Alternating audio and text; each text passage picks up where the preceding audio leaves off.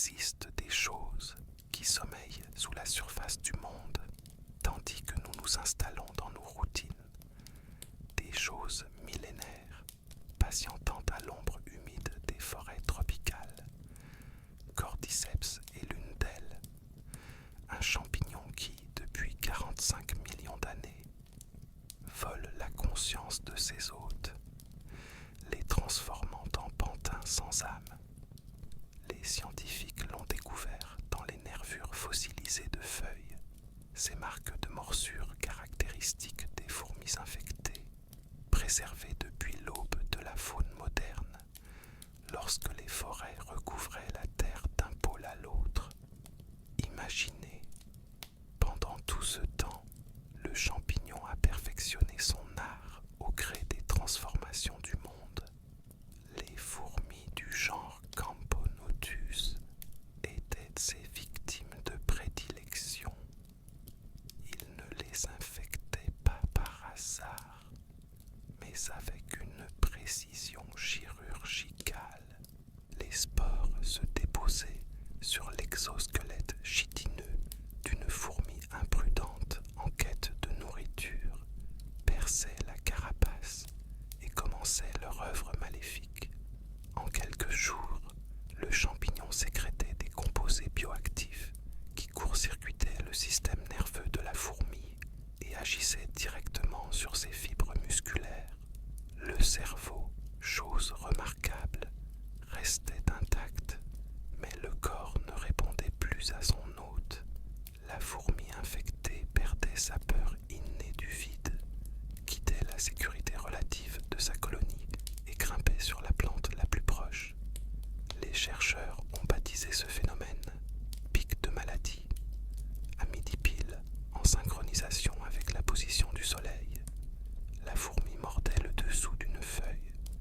Dans 98% des cas, elle s'accrochait à une nervure principale.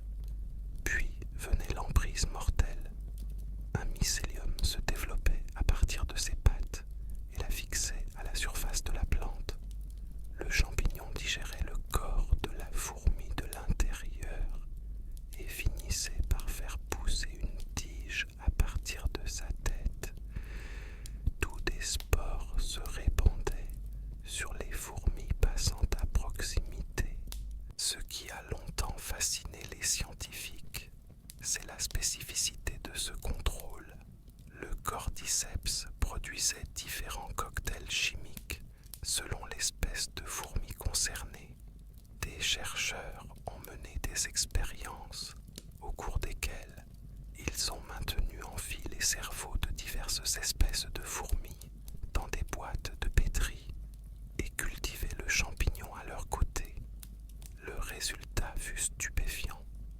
Le champignon reconnaissait le cerveau de son hôte de prédilection et libérait un mélange spécifique de substances, dont l'acide guanosine butyrique et la sphingosine, deux composés aux effets neurologiques connus chez les mammifères. Mais cette réaction ne se produisait pas chez les autres espèces de fourmis. C'était comme si le champignon cordyceps avait appris, au fil de millions d'années, à distinguer les cerveaux, alors même qu'il en était dépourvu. Il manipulait l'horloge biologique de ses hôtes, perturbant leur rythme circadien et les forçant à mourir au moment optimal pour la dispersion de ses spores. C'est là que réside l'ironie tragique. La nature avait érigé une barrière impénétrable contre de tels parasites chez les mammifères. La température corporelle, 37 degrés Celsius, température à laquelle la plupart des champignons ne peuvent survivre, leurs protéines se dénaturant. Sur les plus de 144 000 espèces de champignons décrites, moins de quelques centaines peuvent infecter l'homme et seule une poignée d'entre elles s'attaquent aux individus sains, sans immunodéficience sous-jacente. Cette limite thermique nous protégeait, tandis que les cordyceps contrôlaient les fourmis, les araignées nombreux insectes appartenant à 10 ordres différents. Mais la planète se réchauffait, pas de façon spectaculaire à première vue, seulement 1 degré Celsius en 30 ans, mais suffisamment pour déclencher des réactions qu'il aurait mieux valu laisser en suspens. En 2009, des expériences ont montré qu'un champignon parasite d'insectes pouvait apprendre à se développer à des températures supérieures de 5 degrés à sa limite supérieure habituelle en seulement 4 mois. D'autres études ont suivi. Des chercheurs ont cultivé le Cryptococcus teneoformans, dangereux pour l'homme, à 37 degrés et ont observé une multiplication par 5 des mutations génétiques par rapport aux températures plus basses. Les éléments transposables, aussi appelés gènes sauteurs, sont devenus mobiles sous l'effet du stress thermique, provoquant des modifications génétiques susceptibles d'accroître la tolérance à la chaleur, la virulence ou la résistance aux médicaments. Le réchauffement climatique a ainsi permis à des champignons de survivre dans notre organisme. Puis, entre 2012 et 2015, Candida auris est apparu, comme par magie, simultanément sur 3 continents. Les chercheurs soupçonnent que le changement climatique a permis à cette levure multirésistante de s'adapter aux températures corporelles élevées des oiseaux et des mammifères. En laboratoire, les mycologues mettent désormais en garde contre de nouvelles espèces comme Rhodosporidiobulus fluvialis, qui présente une mutagénèse induite par la température. 5 nouvelles espèces d'Emergomys ont émergé ces dernières années, principalement chez des patients séropositifs sur 4 continents. Un champignon qui s'attaque normalement aux plantes de la famille des rosacées, le Chondrosterum purpureum, a été détecté pour la première fois par un mycologue. La barrière thermique s'effritait, mais quelque chose d'autre se passait durant ces années. Quelque chose qui est passé presque inaperçu. En Amérique du Sud, des équipes de recherche disparaissaient dans la forêt tropicale. Des laboratoires fermés subitement sans explication. Des cas étranges de troubles du comportement chez les ouvriers, des plantations isolées, étaient signalées avant d'être étouffées par la bureaucratie. Personne ne faisait le lien. Le monde était déjà au bord du précipice, mais personne ne comprenait à quel point il était proche. Le réseau commercial mondial reliait Jakarta à São Paulo, Bangkok à Los Angeles. La farine était un ingrédient de base, aussi omniprésente que l'air que nous respirons. L'Indonésie importait plus de 58% de son blé, principalement d'Australie, d'Ukraine et du Canada. Jakarta abritait l'une des plus grandes minoteries du monde, avec une capacité de production journalière de plus de 1150 tonnes. Les minoteries de Bogasari contrôlaient 51% du marché indonésien de la farine. De là, la farine était expédiée vers plus de 70 000 îles de l'archipel et au-delà. Pain, nouilles, biscuits, gâteaux, tout était à base de cette poudre blanche. Au début du XXIe siècle, les habitudes alimentaires en Indonésie commencèrent à évoluer. Au lieu de consommer du riz 3 fois par jour, beaucoup optèrent pour du pain ou des nouilles au petit déjeuner. Les restaurants alimentèrent la demande de produits à base de blé, notamment dans les grandes villes comme Jakarta.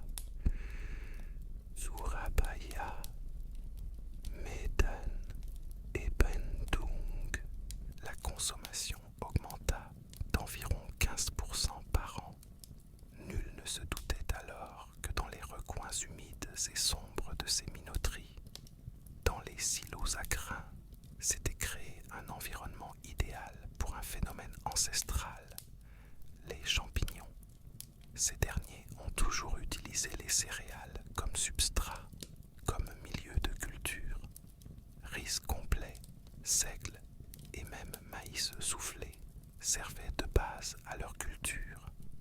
Les scientifiques connaissent depuis des siècles les mycotoxines présentes dans la farine, notamment les champignons Fusarium et Aspergillus, responsables de vertiges, de maux de tête, de tremblements et de confusion. La maladie du pain ivre a été documentée en Russie dès 1881. L'ergotisme, causé par la farine de seigle contaminée, est mentionné dans l'Ancien Testament et signalé en Europe occidentale depuis l'an 800. Certains ont même soupçonné que les procès des sorcières de Salem aient été déclenchés par une épidémie d'ergotisme, provoquant des hallucinations chez les victimes. Mais ce qui a commencé à se développer dans les moulins de Jakarta, les silos de São Paulo et les entrepôts d'Asie du Sud-Est n'était pas une contamination ordinaire. Il s'agissait d'une mutation. La spore de Cordyceps avait franchi la limite. Le réchauffement climatique lui avait ouvert la voie et la chaîne alimentaire mondiale lui avait offert le vecteur idéal. Personne n'a effectué de test pour ce danger particulier, car personne ne le croyait possible. Les spores se mêlaient à la farine, invisible, inodore et apparemment inoffensive lors de la cuisson.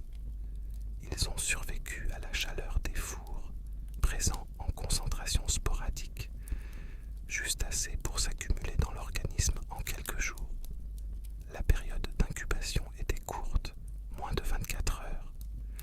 Une personne mangeait des crêpes le jeudi, un petit pain le vendredi, et dès le samedi soir, la transformation avait commencé. Les premiers symptômes étaient subtils: anxiété, confusion, agitation. Puis vinrent les convulsions, les accès de violence, le regard hébété. Le monde a vacillé au bord de ce précipice en septembre 2013, lorsque les cargaisons contaminées ont inondé les rayons et que des millions de personnes les ont consommées sans le savoir. Le 26 septembre 2013 avait commencé comme n'importe quel autre jour où le monde ne s'était pas effondré. À Austin, au Texas, Joel Miller fêtait ses 32 ans. Sa fille Sarah lui a offert une montre bracelet avant qu'il ne l'aborde. La nuit était douce et calme, de ce calme qui n'existe que dans les derniers instants avant la catastrophe. Mais pendant qu'Austin dormait, l'infection était déjà là. La situation s'était insidieusement installée au fil des jours. Les produits contaminés étaient arrivés dans les rayons le jeudi 25 septembre. Les familles achetaient du pain pour le petit déjeuner. Les boulangeries préparaient des gâteaux. Les restaurants servaient des crêpes. Personne ne se doutait qu'ils mangeaient la mort. La période d'incubation était courte, moins de 24 heures. Le vendredi soir, les premiers symptômes apparurent étrangement: peur, confusion, agressivité. Aux premières heures du 27 septembre, Austin sombra dans le chaos. Les hôpitaux furent les premiers à comprendre que quelque chose clochait. Les urgences se remplirent de patients présentant des symptômes défiant toute logique médicale. Les admissions ont explosé en quelques heures. Des personnes arrivaient avec de la fièvre, des convulsions et des tremblements incontrôlables. Leurs regards se perdaient dans le vide. Elles parlaient de façon incohérente, hurlaient et agressaient infirmières et médecins. Les médecins tentaient de les calmer, mais les médicaments étaient inefficaces. En quelques heures, des patients calmes se transformaient en bêtes féroces. Ils mordaient,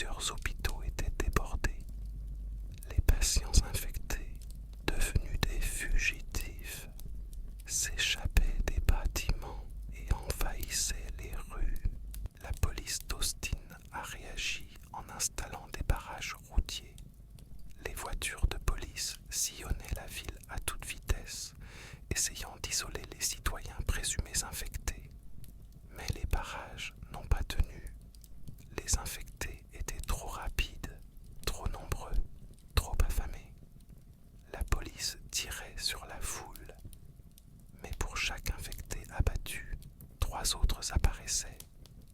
Des bâtiments prenaient feu, certains explosaient à cause de fuites de gaz, tandis que l'armée tentait d'intervenir. La périphérie de la ville était d'abord plus calme. Les familles des banlieues se réveillaient au son lointain des sirènes et au scintillement des hélicoptères dans le ciel nocturne.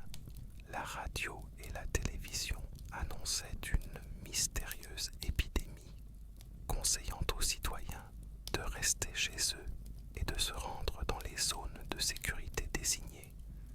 Mais ces informations étaient déjà obsolètes. Les zones de sécurité n'existaient plus. Elles étaient surpeuplées, chaotiques et infiltrées par les infectés. La garde nationale fut mobilisée, bloquant les autoroutes, tandis que des milliers de personnes tentaient de fuir. La panique s'emparait des rues, les voitures pare-choc contre pare-choc. Des infectés qui s'étaient échappés d'un hôpital voisin attaquaient les civils piégés. Des cris déchiraient la nuit. Le gouvernement essayait de garder le contrôle, mais la vitesse de propagation rendait toute planification caduque. L'état d'urgence nationale fut déclaré. L'armée reçut l'ordre d'abattre toute personne semblant infectée.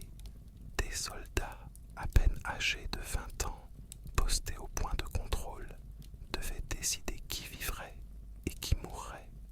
Certains hésitaient, d'autres non. Joel Miller portait sa fille blessée, Sarah, à travers les rues en flammes d'Austin, son frère Tommy luttant contre les infectés derrière eux. Ils atteignirent un point de contrôle militaire, espérant être secourus. Au lieu de cela, un soldat pointa son arme sur eux. Il vit Sarah, vit ses jambes blessées, soupçonna une infection. Il tira. Sarah mourut dans les bras de son père, non pas du champignon, mais de la peur que les gens se portaient les uns aux autres. Tel était le ton du nouveau monde. La paranoïa tuait aussi efficacement que l'infection. Mais Austin n'était pas un cas isolé. Pendant que le Texas brûlait, des nouvelles de Jakarta parvinrent aux agences de presse.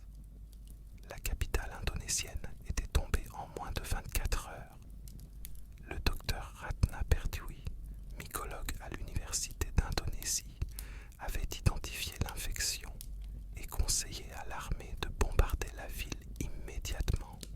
Il comprenait qu'il était impossible de la contenir, mais le gouvernement a hésité et durant ces heures d'indécision, le champignon s'est propagé par les aéroports, les ports et les frontières.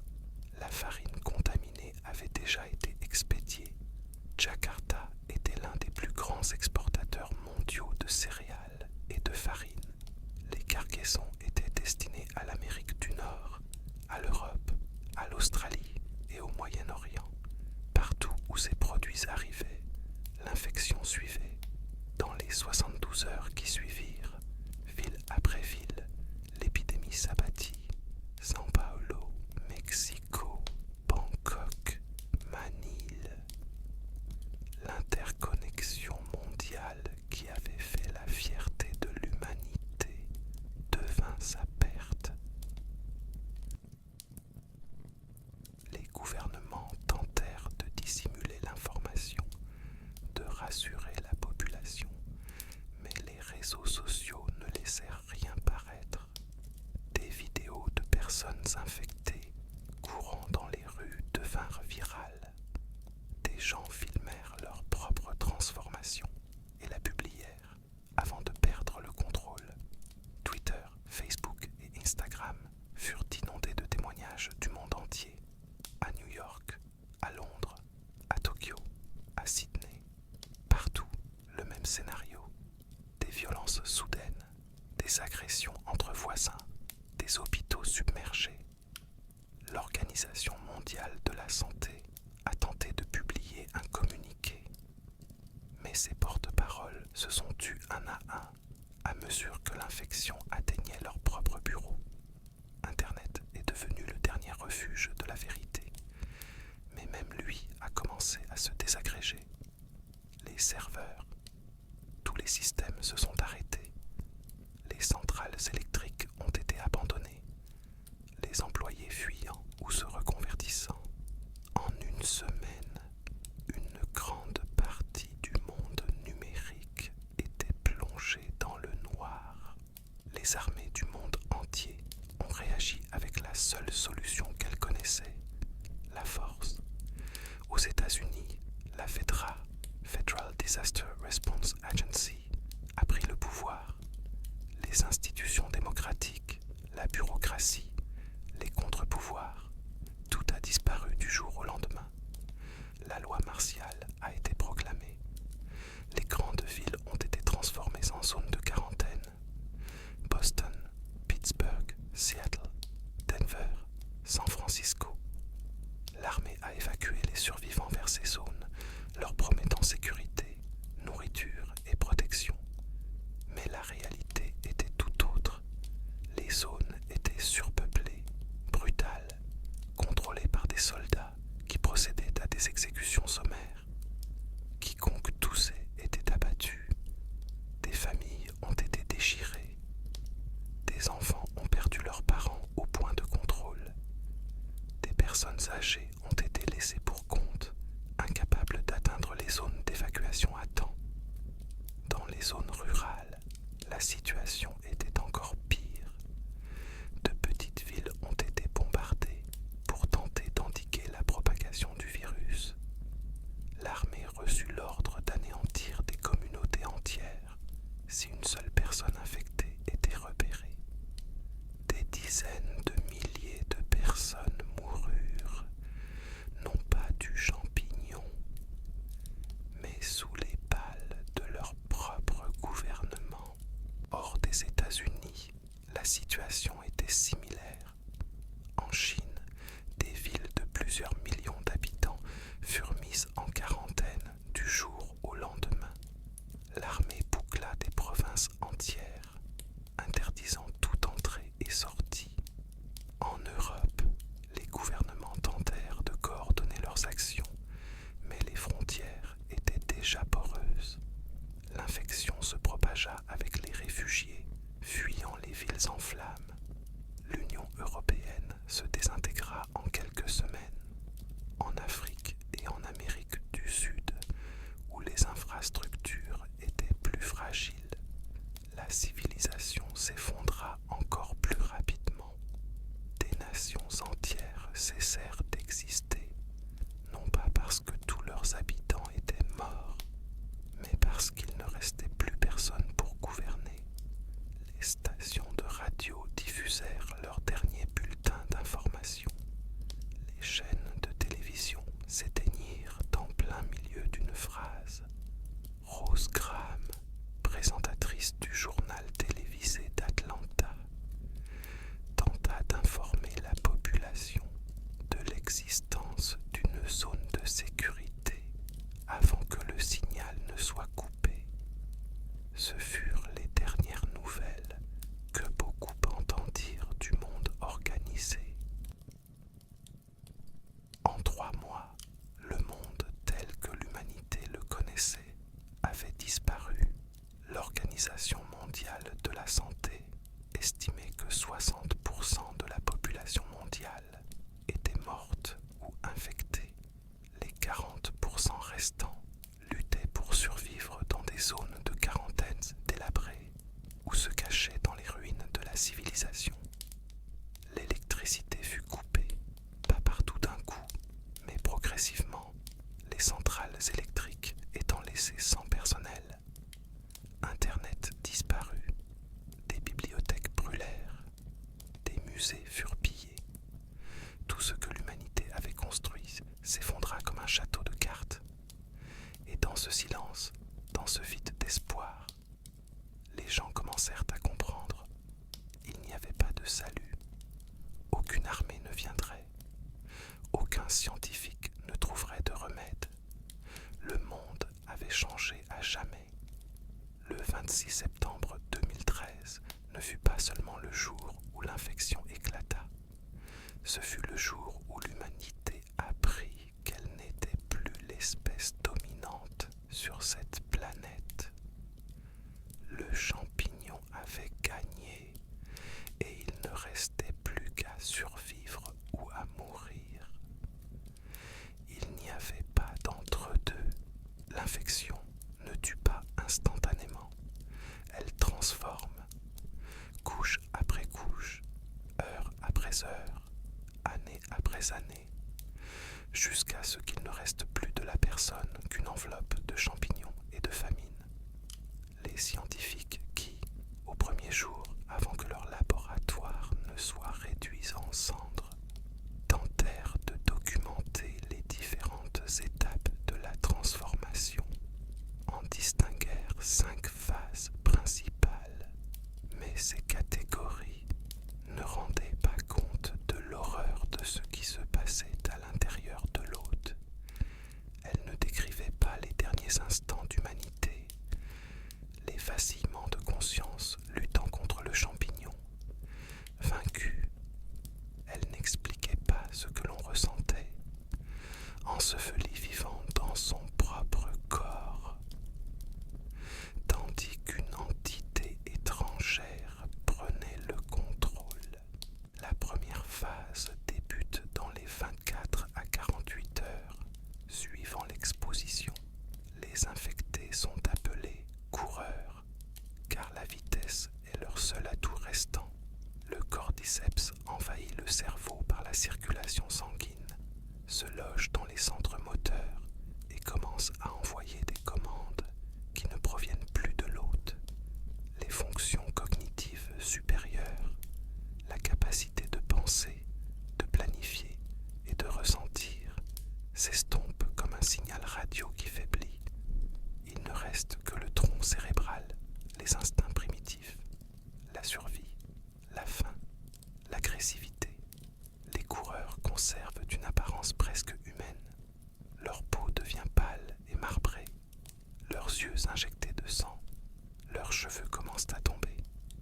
Du sang suinte de leur nez, de leur bouche et de leurs oreilles, tandis que le champignon, il s'attaque aux muqueuses.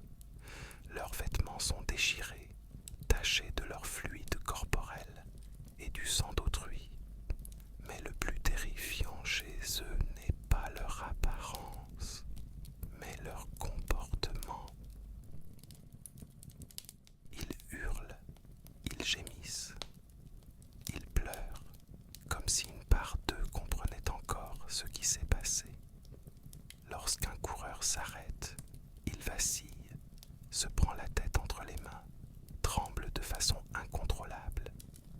Certains survivants ont rapporté que les coureurs se fichent parfois, en pleine chasse, comme s'ils luttaient contre quelque chose d'invisible. Une guerre intérieure entre ce qu'ils étaient et ce qu'ils deviennent. Mais cette bataille est brève. Le champignon l'emporte toujours. Les coureurs se déplacent en meute, attirés par le son, par le mouvement. Ils courent à une vitesse surnaturelle, le corps inondé d'adrénaline, leur seuil de douleur anéanti. On peut leur tirer dessus, mais ils ne s'arrêteront pas de courir tant que leur cerveau n'est pas détruit. Ils mordent, ils griffent. Chaque contact transmet le champignon. Durant les premiers jours, les infectés peuvent survivre sous forme de coureurs jusqu'à 1 an avant le début de la phase suivante.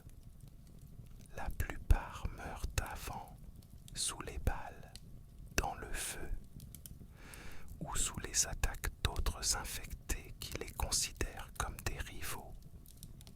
Mais ceux qui survivent deviennent pires encore. Après 2 semaines à 1 an, la seconde phase commence.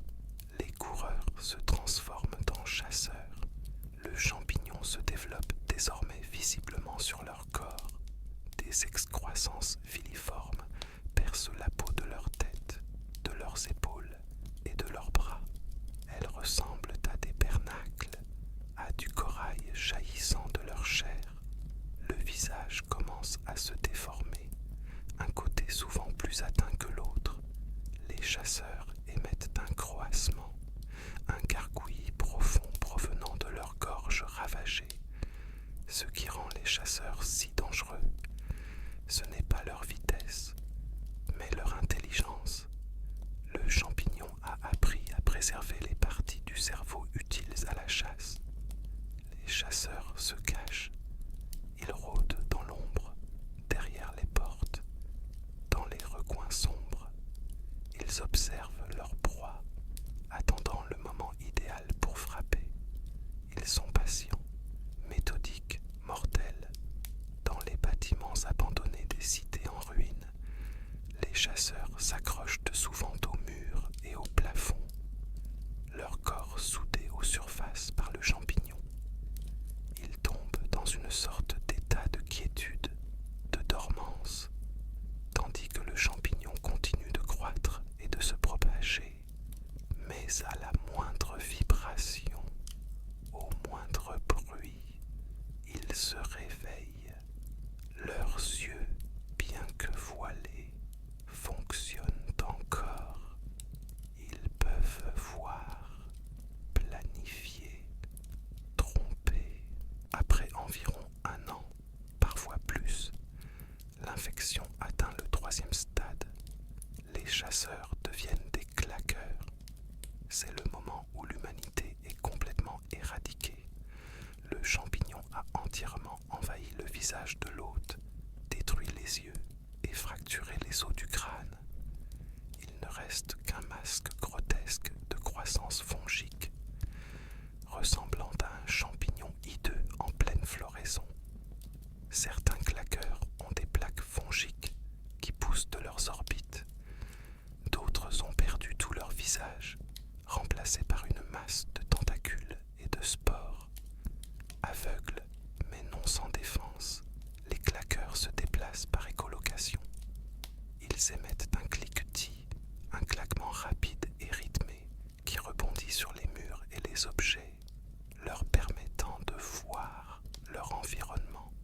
Ce cliquetis est devenu l'un des sons les plus redoutés du Nouveau Monde. Quand on l'entend, on sait qu'il est trop tard pour fuir. Les claqueurs sont plus rapides que les chasseurs, plus forts que les coureurs. Le champignon a décuplé leurs muscles, calcifié leurs os. Ils peuvent déchiqueter une personne à main nue. Leur morsure est absolument mortelle. Les tentacules dans leur bouche étant remplis de spores qui pénètrent instantanément dans la plaie. Mais le pire est à venir. Ceux qui survivent pendant des années, parfois des décennies, atteignent le 4e stade. On les appelle les gonflés, et ce sont de véritables cauchemars ambulants. Le champignon a transformé leurs corps entiers en une carapace blindée. Ils sont massifs, gonflés, leur peau remplacée par d'épaisses plaques fongiques qui fonctionnent comme une armure organique. Les balles ricochent sur eux. Même les coups de fusil à pompe dans la tête ne font que les étourdir. Seul le feu peut vraiment les arrêter.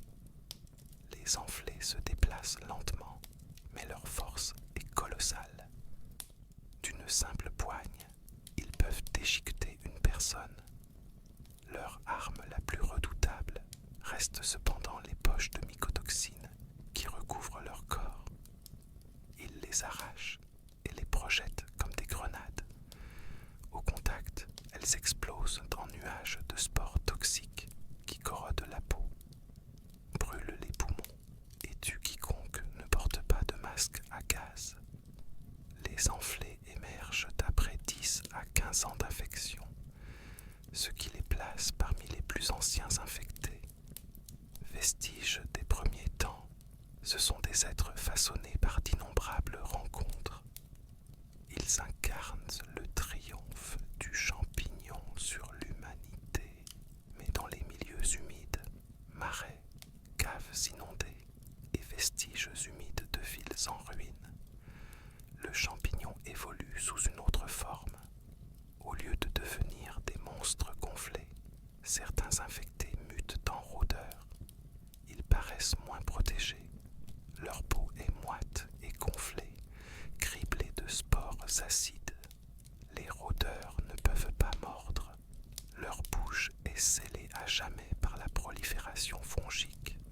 Ils libèrent en revanche constamment des spores, créant des nuages de particules corrosives qui empoisonnent tous ceux qui se trouvent à proximité. Suffisamment endommagés, ils explosent dans une ultime et désespérée libération de spores, contaminant tous ceux qui se trouvent dans un rayon de plusieurs mètres. Ils se déplacent plus vite que les monstres gonflés, sont plus furtifs, plus insidieux.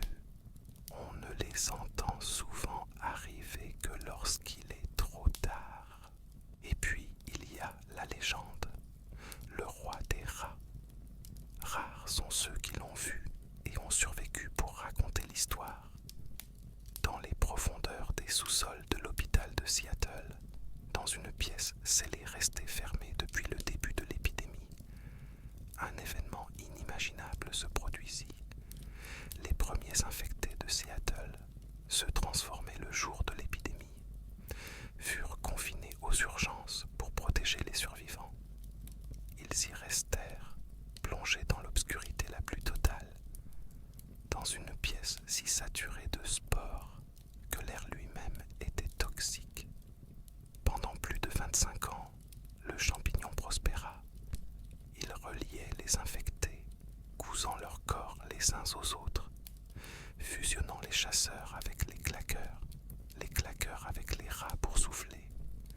Ils ne firent plus qu'un, une créature symbiotique composée de multiples hôtes, une masse de membres grouillants, de têtes multiples et de bouches innombrables, le roi rat. Ce phénomène tire son nom d'une véritable anomalie naturelle, où des rats se retrouvent accidentellement pris au piège par la queue et sont contraints de fonctionner comme une seule entité. Mais le roi rat de l'infection n'était pas un accident, c'était l'évolution. Le roi des rats possède la vitesse des chasseurs, l'écolocation des claqueurs, l'armure et les armes à mycotoxines désenflées, le tout dans un organisme unique et colossal. Il peut défoncer des murs, écraser des véhicules, encaisser des dégâts inimaginables et continuer le combat. Lorsqu'il subit suffisamment de dégâts, un morceau se détache, donnant naissance à un chasseur opérant désormais indépendamment, mais doté de la capacité désenflée à projeter des poches de mycotoxines. Chaque infecté ayant fusionné avec le roi des rats survit, une conscience distincte piégée au sein de la masse collective. Abby, la première femme à entrer dans l'hôpital et à le voir, avait peine à croire ce qu'elle voyait. C'était comme si l'enfer avait pris une nouvelle forme. Après sa mort, elle remarqua que personne ne croirait à son existence. Et c'est peut-être là la plus grande peur, que d'autres existent, cachés dans des lieux oubliés, tapis dans l'ombre.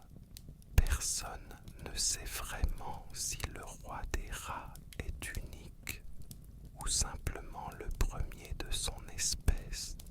Pourtant, la question la plus terrifiante reste sans réponse. Que ressent l'hôte? Dans les premières heures suivant leur transformation en coureur, certains semblent conserver une étincelle de conscience. Ils pleurent, ils hurlent, non seulement par agressivité, mais peut-être aussi par désespoir. Un jeune garçon nommé Sam demanda un jour à Ellie, la fille immunisée: quand on se transforme en monstre, est-on encore soi-même à l'intérieur? Cette question la hantait, car personne ne connaissait la réponse. Certains pensent que la conscience lutte les premiers jours, prisonnière d'un corps qui n'obéit plus, forcée d'assister impuissante au massacre de ses proches par ses propres mains. D'autres croient que le champignon remplace le cerveau si complètement qu'il ne reste plus rien de l'original. Pourtant, les cris des coureurs, leurs tremblements, leur silence, tout cela suggère qu'il subsiste quelque chose, un esprit au sein du champignon, une âme qui suffoque lentement. À chaque étape, cette possibilité s'amenuise. Chez les claqueurs, le cerveau est tellement déformé que penser semble impossible. Chez les gonflés, l'être humain a complètement disparu, remplacé par un générateur de spores vivants. Et dans le roi des rats, il n'y a même plus d'identité individuelle, seulement le collectif, la fusion. L'infection n'est pas qu'une simple transformation physique, c'est l'anéantissement de l'âme, pas à pas, jusqu'à ce qu'il ne reste plus que le champignon et sa faim insatiable. 20 ans après l'effondrement, l'humanité avait appris à survivre dans les ruines. Non pas à vivre, mais à survivre. Les zones de quarantaine avaient été créées comme une promesse de sécurité, comme les derniers bastions de la civilisation contre les infectés qui rôdaient à l'extérieur. Mais ce qui s'était développé derrière les murs de béton de 9 mètres de haut était irréversible. Sur ordre, c'était bien plus sombre. L'Agence fédérale d'intervention en cas de catastrophe, FEDRA, avait pris le pouvoir dès les premiers jours de la pandémie, privant le gouvernement démocrate des États-Unis de ses pouvoirs et instaurant la loi martiale. Ce qui avait commencé comme une mesure d'urgence s'était transformé en une dictature militaire permanente. Boston, Seattle, Pittsburgh, Denver, Atlanta, partout où la FEDRA exerçait son contrôle, le même système prévalait, un pouvoir absolu sans obligation de rendre des comptes. Les soldats ne portaient plus d'uniforme militaire, mais des tenues semblables à celles de la police, ornées de l'insigne de la FEDRA et des casques à visière sombre dissimulant leur visage. Ils patrouillaient les rues armés de fusils automatiques, installaient des points de contrôle à chaque coin de rue, fouillaient les sacs et vérifiaient les papiers. Quiconque toussait était abattu sur le champ. Quiconque résistait disparaissait. Les rations alimentaires étaient rares, délibérément maintenues à ce niveau pour rendre la population dépendante et docile. Les adultes étaient réquisitionnés pour le travail forcé, 12 heures par jour, afin d'assurer le fonctionnement des infrastructures de la zone. Incinération des ordures, élimination des corps, réparation des murs. Ceux qui refusaient perdaient leur carte de rationnement. Des enfants, souvent orphelins, étaient envoyés dans des écoles militaires de la FEDRA, endoctrinés et entraînés au combat avant même d'avoir 10 ans. À Kansas City, la FEDRA se montrait particulièrement brutale. Elle pendait publiquement les dissidents, violait des femmes et emprisonnait des familles entières sans procès. Les collaborateurs, civils qui collaboraient avec la FEDRA en échange de privilèges, se voyaient offrir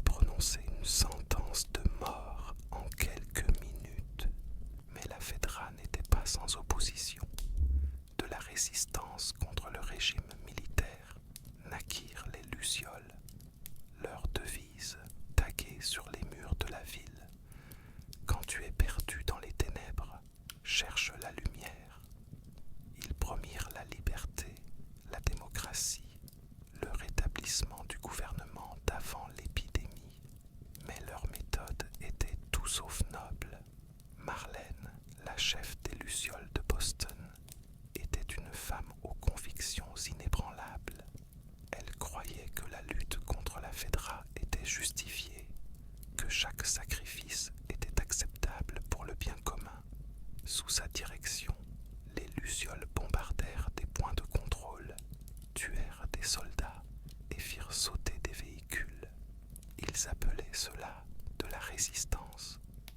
La Fedra appelait cela du terrorisme. Les deux avaient raison. Les Lucioles recrutaient parmi les désenchantés, les désespérés, ceux qui n'avaient plus rien à perdre. Des adolescents comme Riley étaient entraînés comme poseurs de bombes, apprenant à fabriquer des bombes artisanales et à les placer au point de contrôle de la Fedra. Tommy Miller, le frère de Joel, fit partie des Lucioles à Denver pendant un certain temps, lançant des attaques contre des cibles militaires et torturant des soldats capturés. La violence l'éloigna de sa famille, le transformant en un homme qu'il ne reconnaissait plus. Finalement, il quitta le groupe, désillusionné et brisé. À Pittsburgh, les Lucioles accomplirent l'impossible, renverser la Fedra. Le soulèvement dura 14 mois, alimenté par les pénuries alimentaires et le régime autoritaire de la Fedra. Mais ce furent les civils qui menèrent l'essentiel des combats, et non les Lucioles elles-mêmes. Ils lynchaient les soldats isolés, les arrosaient d'essence et les immolaient par le feu. La Fedra répliqua par des exécutions de masse. Finalement, l'armée se retira et les Lucioles prirent le contrôle. Pendant une semaine environ, puis les citoyens découvrirent que les Lucioles comptaient simplement prendre la place de la Fedra, exercer le même contrôle autoritaire sous un autre nom. Les habitants de Pittsburgh chassèrent les Lucioles aussi vite qu'ils avaient chassé la Fedra. S'ensuivit l'anarchie. La ville se fragmenta en bandes rivales, des chasseurs tuant tout étranger qui osait y pénétrer. Pittsburgh devint le symbole de l'échec des Lucioles, la preuve qu'une révolution sans plan ne peut mener qu'au chaos. Un événement similaire s'est produit à Seattle, où la Fedra a finalement perdu le contrôle, non pas au profit des Lucioles, mais d'un autre groupe rebelle, le Front de Libération de Washington. Outre le renversement de la Fedra, les Lucioles poursuivaient un autre objectif: trouver un vaccin. Persuadés que c'était la clé du salut de l'humanité, ils recherchaient désespérément une personne immunisée. Pendant des années, ils ont mené des tests et des expériences sur des singes, les infectant avec le virus. La plupart sont morts. Les tests échouèrent encore et encore. Le moral au sein de l'organisation s'effondra tandis que la Fedra les éradiquait méthodiquement. Ils installèrent un laboratoire de recherche à l'université du Colorado oriental, mais celui-ci fut envahi par les infectés. Un scientifique fut mordu par un singe labora infecté. Il se suicida plutôt que de se transformer, laissant un message déplorant le temps qu'il avait passé avec les Lucioles. Un temps caché, puis Ellie apparut, une jeune fille mordue qui ne s'était pas transformée. Les Lucioles virent en elle leur dernier espoir, leur Graal. Marlène ordonna de prélever le cerveau d'Ellie pour développer le vaccin. L'opération la tuerait. Marlène hésita, mais sa conviction que la vie d'une fille valait moins que le salut de l'humanité l'emporta.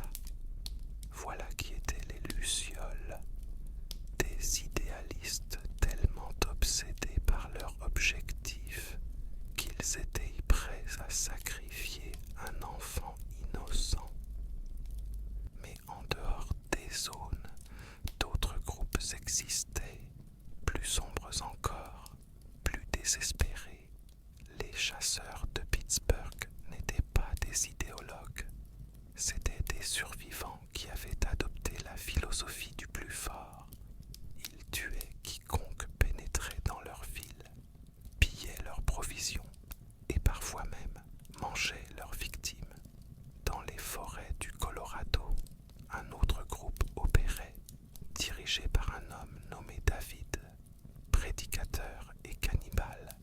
Il prétendait que l'infection était une épreuve divine, une purification. Ses disciples lui obéissaient aveuglément, chassant, dépeçant et consommant leur chair comme du gibier. David tenta de recruter, de manipuler et de contrôler Élie. Face à son refus, il essaya de la tuer et de la dévorer. Elle le tua la première, le frappant à la machette longtemps après sa mort, poussé par la rage et le traumatisme. Il existait aussi des sectes qui considéraient l'infection comme un don, un moyen de transcender l'humanité. Leurs membres s'infectaient volontairement, recherchant la transformation comme une illumination religieuse. Ces groupes étaient rares, mais leur existence témoignait de la déchéance de l'humanité. Dans les zones, la vie quotidienne était une lutte pour la survie, non seulement contre l'infection, mais aussi contre la nature humaine elle-même. Le marché noir prospérait dans l'ombre, où des contrebandiers comme Joel et Tess se procuraient des marchandises hors des murs et les revendaient à prix d'or. Drogue, armes, piles, café, tout avait un prix. La corruption était monnaie courante. On pouvait acheter des soldats de la Fedra si l'on avait les bonnes relations. Les enfants nés après l'épidémie ne connaissaient pas d'autre monde. Ils grandissaient dans les ruines, jouant dans des bâtiments abandonnés, apprenant à fabriquer des pièges avant même de savoir lire. Certains n'avaient jamais vu l'océan, jamais mis les pieds dans une forêt épargnée par les infectés. Leur rêve était modeste, manger, survivre un jour de plus, peut-être une nuit sans cauchemar. Les séquelles psychologiques étaient universelles. Le syndrome de stress post-traumatique n'était plus un diagnostic, c'était la nouvelle norme. Chacun avait perdu un être cher. Chacun avait commis des actes dont il avait honte. Les compromis moraux n'étaient pas une option. Ils étaient une nécessité. Joël lui-même en était un exemple. Un homme qui avait passé des années à chasser, volant et tuant pour survivre. Son frère Tommy n'en pouvait plus et l'a quitté, car les méthodes de Joel étaient devenues insupportables. Les zones de quarantaine n'étaient pas un havre de paix. C'étaient des prisons où les survivants perdaient peu à peu leur humanité, non pas à cause du champignon, mais à cause des systèmes censés les contrôler. La Fedra a créé des tyrans. Les Lucioles ont créé des terroristes. Les chasseurs ont créé des monstres. Et au milieu de ce chaos, des gens ordinaires cherchaient désespérément une raison de vivre dans un monde qui ne leur en offrait plus aucune. Certains trouvaient l'espoir dans de petites choses, un vieux livre, une radio qui fonctionne, un lever de soleil aperçu à travers une vitre brisée. D'autres ont baissé les bras, se donnant la mort avant que l'infection ou la Fedra ne les atteigne. Le monde de The Last of Us n'était pas seulement celui des infectés. C'était un monde où la plus grande menace était l'humanité elle-même, où le pouvoir corrompait, l'idéologie aveuglait et la survie justifiait tout. 20 ans après l'épidémie, l'humanité avait survécu. Mais à quel prix? La réponse était partout, dans les exécutions publiques, dans les bâtiments incendiés, dans les yeux d'enfants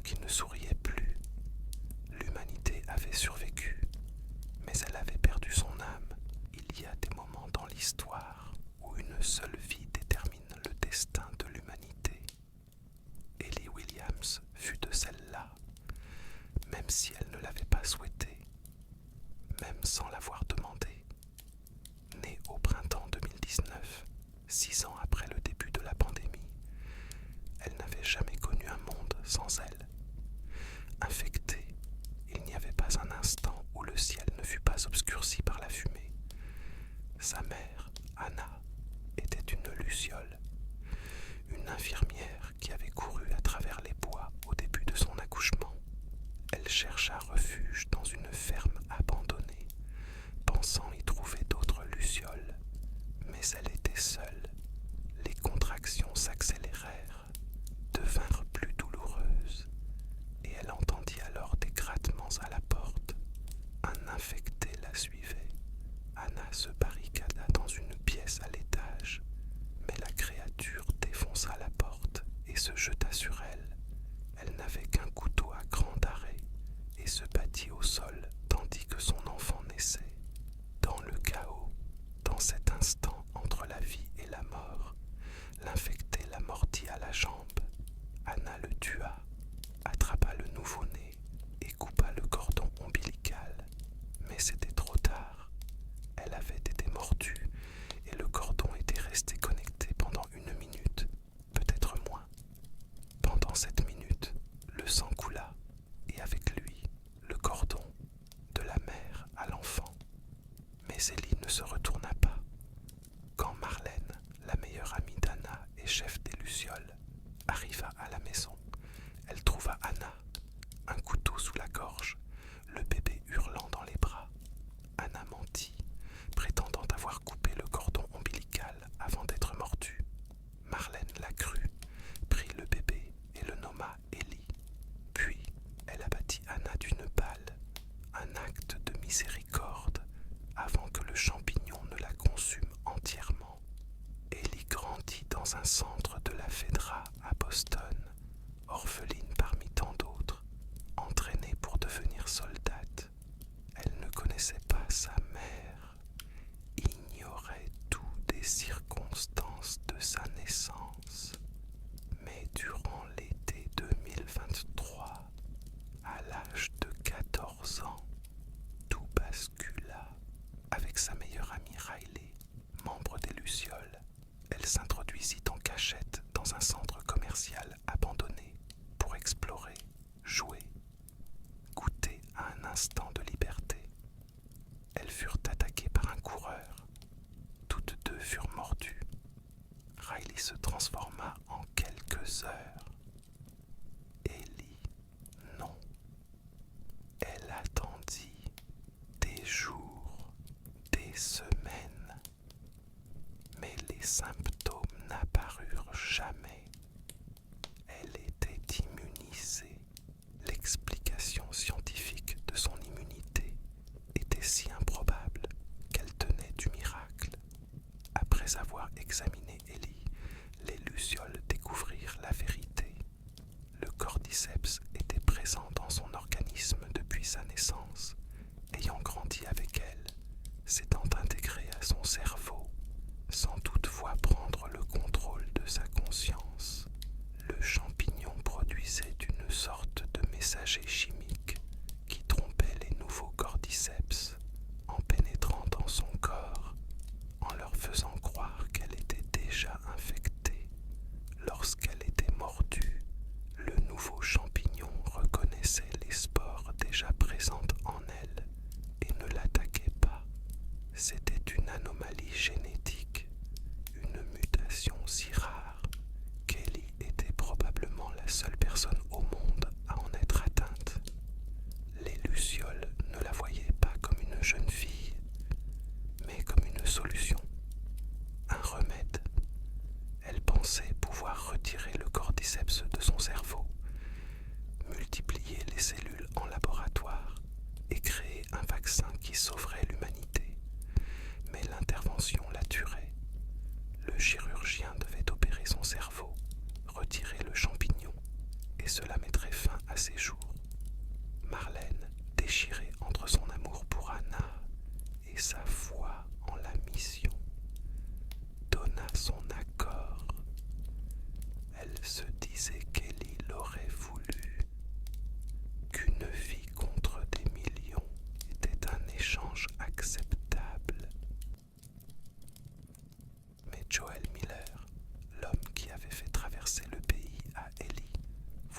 choses autrement. Il avait déjà perdu une fille, Sarah, abattue par un soldat la première nuit de l'épidémie. Il avait survécu pendant 20 ans, endurci, insensible. Un homme qui tuait sans hésiter. Mais Ellie avait réveillé en lui quelque chose qu'il croyait mort, la capacité d'aimer. Quand Marlène lui annonça qu'Ellie allait mourir, qu'il n'y avait pas d'autre solution, Joël prit une décision qui changea le monde à jamais. Il tua les gardes, se fraya un chemin à travers l'hôpital et atteignit la salle d'opération. Le chirurgien se tenait au-dessus d'Ellie, scalpel à la main, prêt à l'opérer. Joël lui tira dessus sans un mot. Il tua Marlène, qui le suppliait d'épargner Ellie, qui lui disait qu'Ellie l'aurait voulu. Joël a menti à Ellie à son réveil, lui disant qu'il y avait d'autres personnes immunisées, qu'un vaccin était impossible, que les lucioles avaient abandonné. Elle ne l'a pas cru, mais elle a accepté le mensonge car la vérité était trop douloureuse. Depuis, la question qui hante la communauté des survivants et des joueurs est la suivante. Le vaccin aurait-il fonctionné? La réponse est complexe. Le chirurgien lui-même était incertain, utilisant des termes comme croit et pourrait, sans apporter de certitude. Les lucioles étaient désespérées, leurs ressources épuisées, leur organisation au bord de l'effondrement. Elles avaient essayé pendant des années de développer un vaccin, en vain. L'infrastructure nécessaire à la production et à la distribution d'un vaccin était déjà en place. Le vaccin n'existait plus, même s'ils avaient réussi à le produire. Qui leur aurait fait confiance? Les lucioles étaient considérés comme des terroristes. La Fedra les aurait abattus à vue. Les chasseurs de Pittsburgh les auraient dépouillés. Les autres groupes survivalistes les auraient traités de menteurs. Et même si le vaccin était distribué, il n'aurait protégé que contre les nouvelles infections. Il n'aurait pas guéri les personnes déjà infectées. Il n'aurait pas fait disparaître les millions de claqueurs, de bloqués et de chasseurs. Le monde était déjà détruit, non seulement par le champignon, mais aussi parce que les humains s'étaient faits les uns aux autres. Ellie n'était pas un symbole de salut. Elle était le symbole du choix impossible. Joël l'a choisi plutôt que l'humanité, et ce choix les a définis tous les deux. Pour Ellie, cela signifiait que sa vie, son immunité, sa capacité à peut-être changer les choses, ne pesait rien face au besoin de Joël de la sauver. Elle vivait avec la culpabilité de savoir qu'elle aurait pu sauver des millions de personnes, mais qu'elle n'en avait jamais eu l'occasion. Pour Joël, cela signifiait qu'il était un monstre, prêt à réduire le monde en cendres pour sauver la seule personne qui lui était chère. Les années qui suivirent furent tout sauf paisibles. Ellie et Joël vivaient à Jackson, dans le Wyoming, une communauté fortifiée qui tentait de retrouver un semblant de normalité. Mais les mensonges les rongeaient. Ellie finit par découvrir la vérité. Joël avait massacré les lucioles.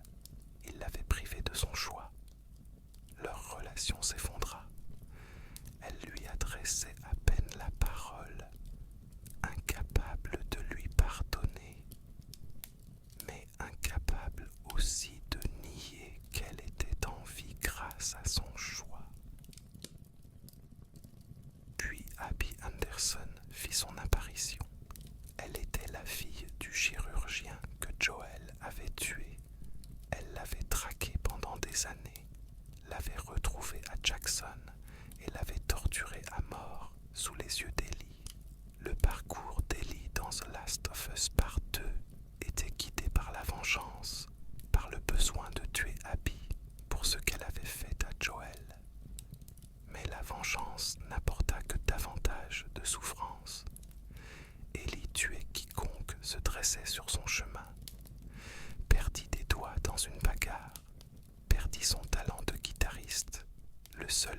qui la rattachait à Joël.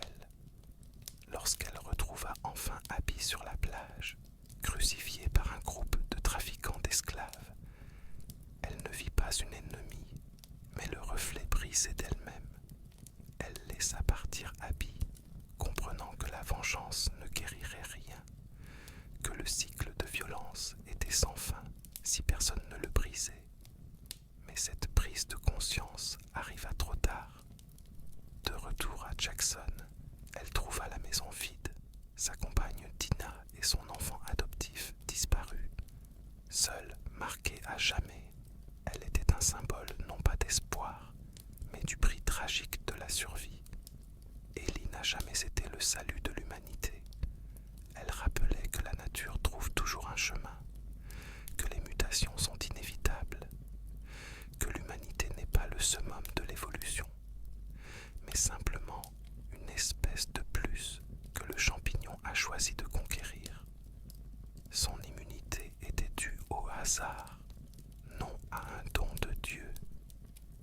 Et le monde continuait de tourner, indifférent à son existence, tandis que les infectés continuaient de muter et que les survivants continuaient de se battre dans un monde sans fin. 25 ans, c'est un clin d'œil dans l'évolution d'un champignon, mais pour l'humanité, c'est une éternité. Le monde de 2013 n'existait plus. Il ne restait qu'un monde remodelé par le cordyceps, non par une intention consciente, mais par ce que font tous les êtres vivants. Survivre, s'adapter et se propager. Le champignon a appris, à chaque nouvelle génération, à chaque nouvel hôte, à chaque environnement conquis, le cordyceps a muté. De nouvelles souches ont émergé, certaines plus rapides à infecter, d'autres plus résistantes au feu, d'autres encore adaptées à des climats plus froids, initialement inhospitaliers pour le champignon tropical. Dans les marais humides de Louisiane, les skulkers ont évolué, des organismes infectés dont le corps ne durcissait pas mais restait humide et mobile, émettant des spores acides. Dans les déserts arides d'Arizona, le champignon gonflé a muté en des formes encore plus massives. Son armure plus épaisse, ses poches de mycotoxines plus concentrées. Le champignon n'était pas statique, il était vivant, capable d'apprendre, adaptable. Mais le développement le plus inquiétant fut l'émergence de réseaux profondément sous les ruines des villes, dans les tunnels du métro, dans les sous-sols des immeubles détruits. Le champignon ne se développait plus seulement chez des hôtes isolés. Il formait des mycéliums, des filaments semblables à des champignons qui serpentaient dans le sol, reliant les individus infectés. Ces réseaux souterrains fonctionnaient comme un système nerveux collectif. Si un survivant tuait une personne infectée dans un quartier de la ville, tous les autres le ressentaient, parfois à plus d'1 kilomètre de distance. L'infection se propageait à travers la ville. Le mycélium réagit comme une impulsion électrique dans un nerf. Des hordes entières s'éveillèrent, convergeant vers le lieu de la perturbation. Les infectés n'agissaient plus individuellement, mais comme un seul organisme disséminé. Les chercheurs encore vivants émettaient l'hypothèse que les cordyceps avaient développé une forme d'intelligence primitive, non consciente, mais coordonnée, à l'instar d'une colonie de fourmis ou d'un essaim d'abeilles. Le mycélium était le cerveau, les infectés les membres, et ce cerveau apprenait. Il apprenait où les gens se cachaient, quels itinéraires ils empruntaient, quel moment était sûr. Il s'adaptait. À Seattle, où l'hôpital était scellé depuis 25 ans, le roi des rats émergea, fusion de dizaines d'infectés qui avaient fusionné pendant des décennies.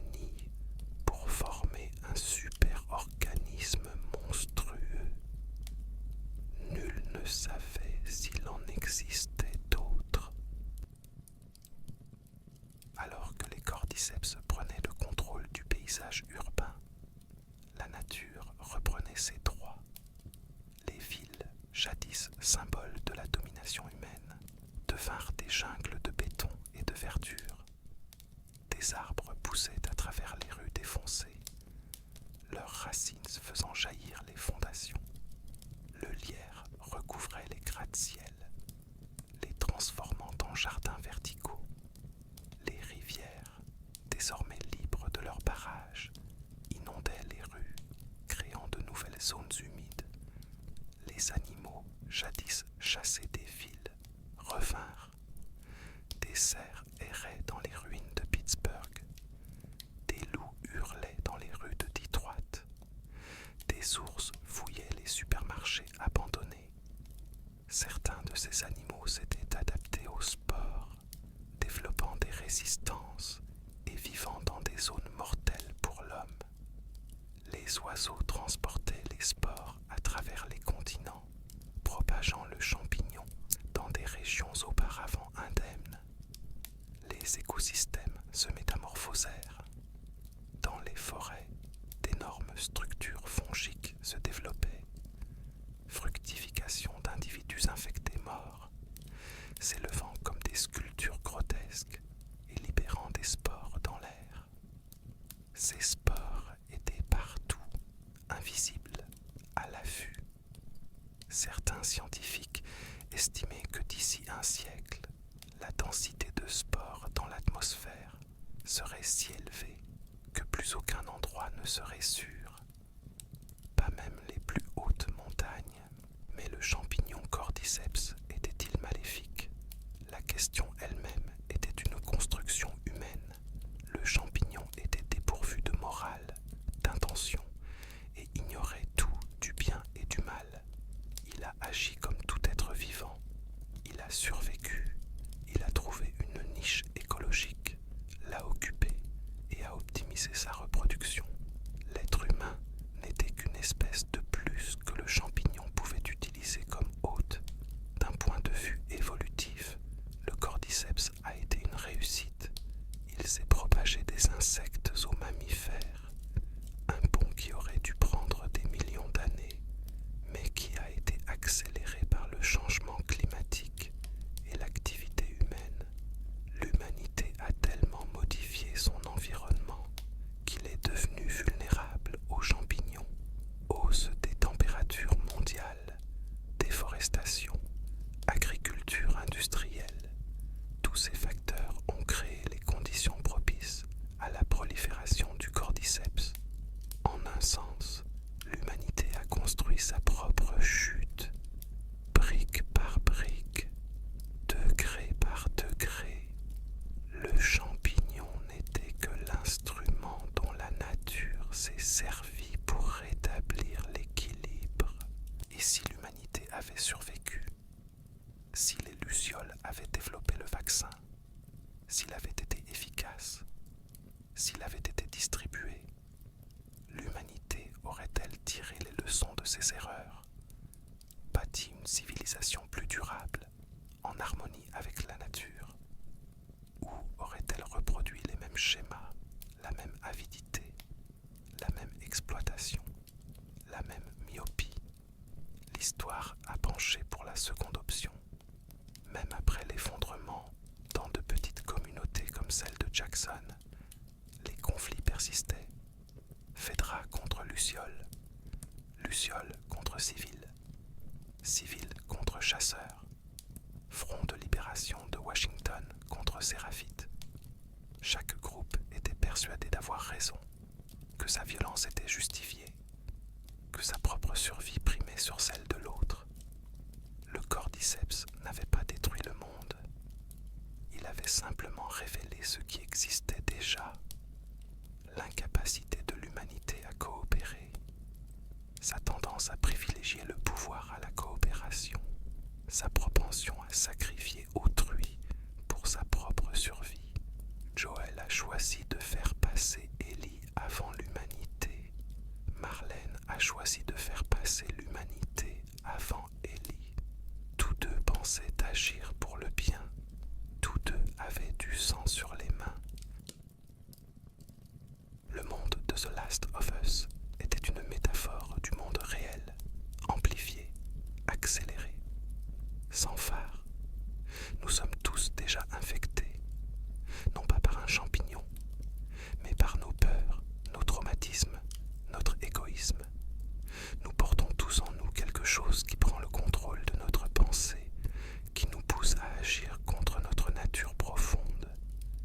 Certains sont infectés par la haine, d'autres par. Certains succombent, d'autres sont rongés par le désespoir. Les cordyceps n'ont fait que rendre cette infection visible, la transformant d'une maladie psychologique en une maladie physique. Les coureurs, hurlants et fuyants, sont des personnes submergées par la panique. Les claqueurs, aveugles et agressifs, sont ceux qui ont perdu leur humanité, ne réagissant plus que par instinct.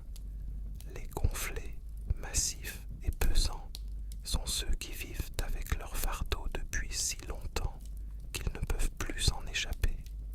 Et le roi des rats, c'est la société elle-même, d'innombrables individus fusionnés en une masse indissociable, incapables de se séparer, piégés dans un cycle qui les détruit tous. Qu'est-ce qui nous rend humains quand tout ce qui est humain nous a été arraché? Telle est la question centrale. Est-ce notre capacité à aimer? Joël aimait Ellie, mais son amour l'a conduit à tuer des dizaines de personnes et peut-être à damner l'humanité. Est-ce notre capacité à espérer? Les lucioles espéraient, mais leur espoir a justifié le terrorisme et le meurtre d'un enfant. Est-ce notre capacité à pardonner? Ellie a essayé de pardonner à Abby, mais seulement après avoir tué des centaines de personnes pour y parvenir. Ce qui nous définit en tant qu'êtres humains, ce n'est peut-être pas une vertu unique, mais la capacité de choisir, même face à l'impossible. Joël a choisi Ellie. Marlène a choisi l'humanité. Ellie a choisi de laisser Abby vivre. Aucun de ces choix n'était purement bon ou purement mauvais. Ils étaient humains, complexes, faillibles. Et c'est peut-être là la seule différence entre nous et le champignon. Le champignon n'a pas le choix. Il obéit à sa biologie. Nous avons le choix. Nous pouvons choisir d'être égoïstes ou altruistes, vengeurs ou indulgents, isolés ou connectés. Le fait que nous fassions souvent le mauvais choix ne nous rend pas moins humains. Cela nous rend réels. Dans les derniers instants du jeu, alors qu'Ellie est assise seule sur le porche, la guitare de Joël entre ses mains, incapable de jouer à cause de ses doigts manquants, nous voyons le résultat de tous les choix. La solitude, la perte, le regret. Pourtant, elle vit, elle respire. Elle a le choix de se relever demain et de continuer ou d'abandonner. C'est le seul espoir que nous offre The Last of Us. Non pas que le monde soit sauvé, mais que, malgré tout, malgré l'infection, malgré la violence, malgré la perte, nous puissions encore choisir. Et tant que nous pouvons choisir, nous restons humains. Les cordyceps ont peut-être conquis le monde, mais ils ne peuvent pas choisir. Nous, si. C'est notre dernier rempart, notre ultime acte de résistance. Choisir, aimer, espérer, pardonner, même quand le monde ne nous en donne aucune raison. C'est ce qui nous distingue des infectés. Et c'est ce qui pourrait, un jour, nous permettre de bâtir quelque chose de meilleur que ce que nous avons